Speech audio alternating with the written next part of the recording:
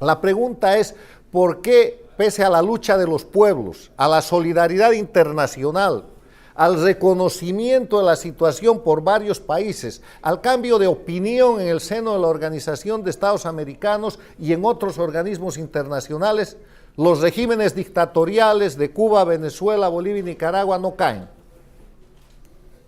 Y para explicar eso, yo he desarrollado lo que llamo la estrategia dictatorial del castrochavismo para mantenerse en el poder.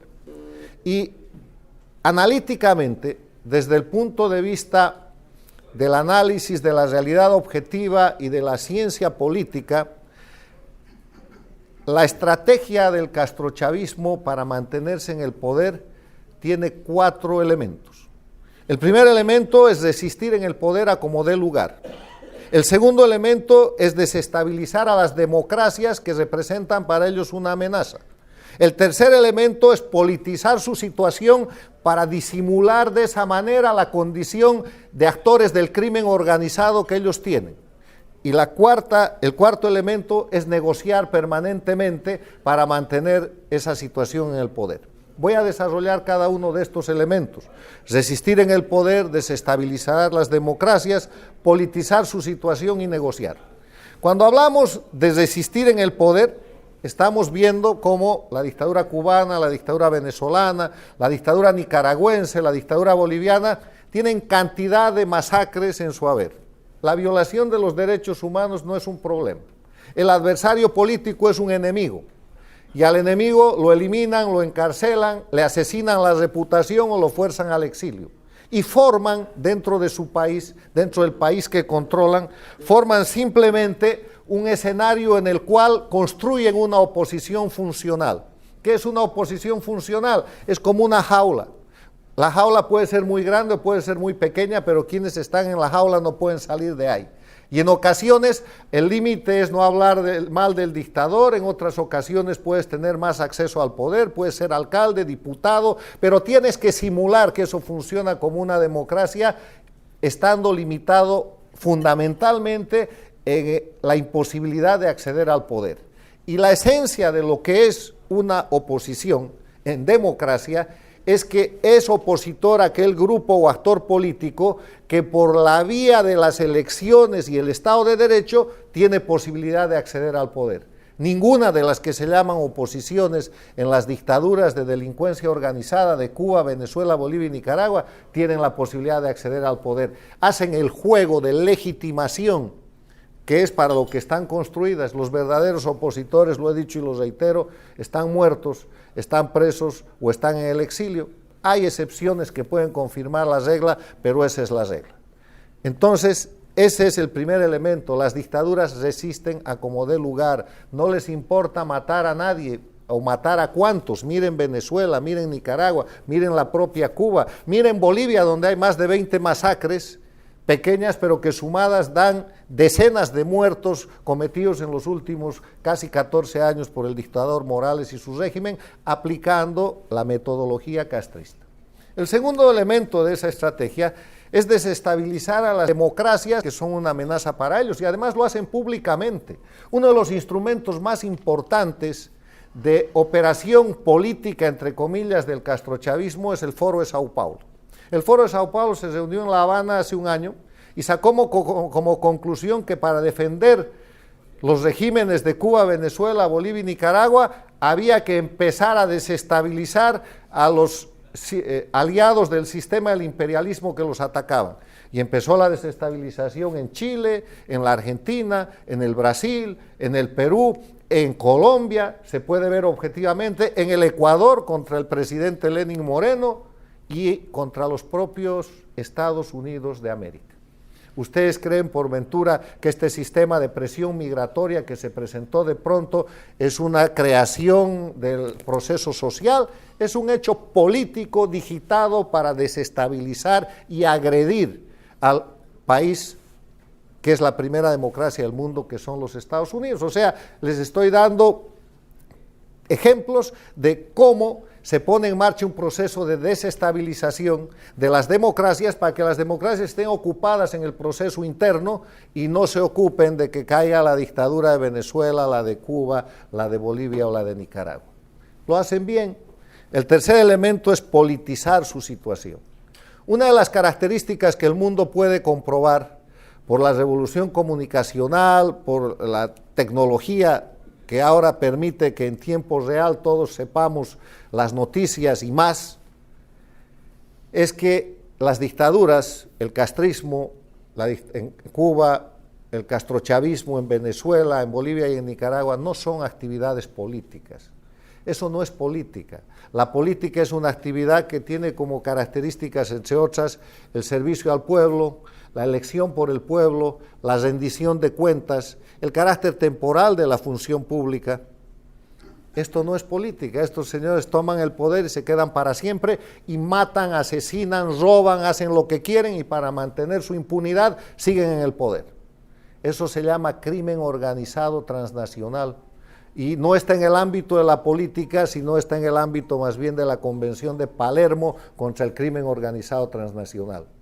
Pero ellos, para no ser presentados como criminales, para que no se termine de caer la careta de la simulación política, lo que hacen como tercer elemento de su estrategia para mantenerse en el poder es politizar. Se presentan como revoluciones, se presentan como defensores de los pueblos, se presentan como progresistas, se presentan como populistas, se atribuyen ideologías que ya están superadas por la historia, son izquierdistas, son socialistas, son inclusive comunistas, cualquier cosa que les sirva para no caer en el verdadero ámbito donde están, que es el crimen organizado transnacional. Y en eso consiste la politización.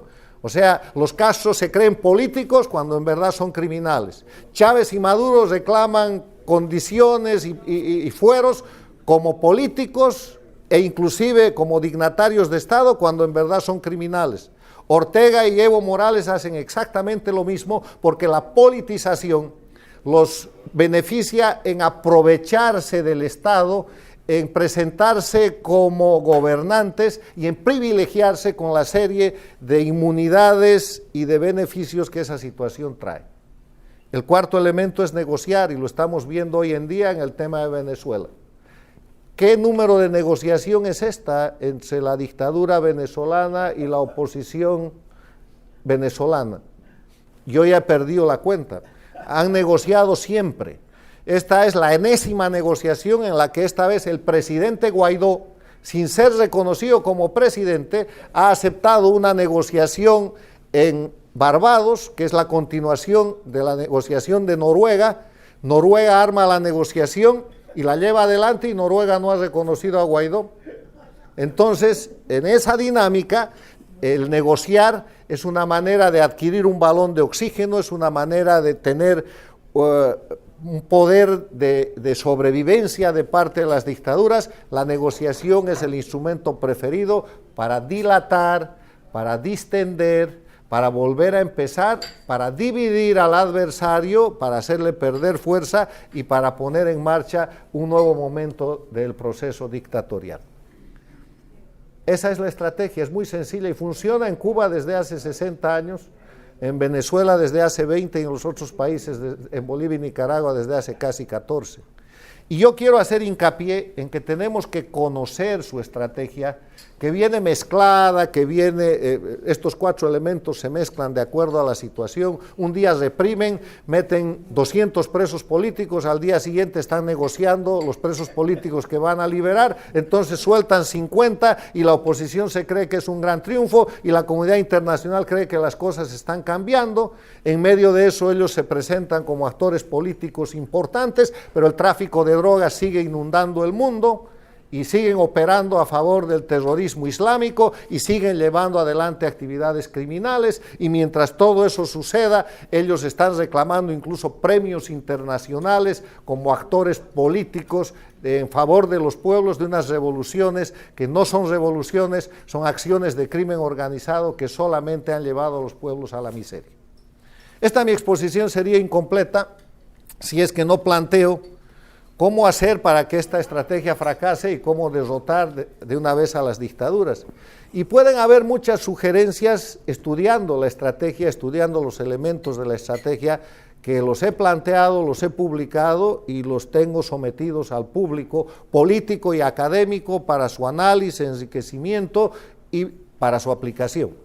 Yo creo que si reconocemos que resistir en el poder, desestabilizar las democracias, politizar su situación criminal y negociar, son los 4 elementos fundamentales de la estrategia de resistencia de las dictaduras castrochavistas en las Américas, lo primero que hay que hacer es conocer y denunciar esta estrategia, para que la gente no caiga de nuevo en la trampa de la negociación, para que la gente deje de reconocer como políticos a los criminales, para que la comunidad internacional y la prensa libre internacional, en esa libertad de prensa que no hay en estos países dictatoriales, muestre los crímenes de estos grupos que detentan el poder en Cuba, Venezuela, Bolivia y Nicaragua, y avancen en mecanismos de presión que los obliguen a dejar el poder. La otra cosa que planteo es que hay que tomar iniciativas. Esta estrategia del castrochavismo está limitando a los defensores de la libertad y la democracia en los países comprometidos, en Cuba, Venezuela, Nicaragua y Bolivia, pero también en las Américas y en el resto del mundo, a ser reactivos.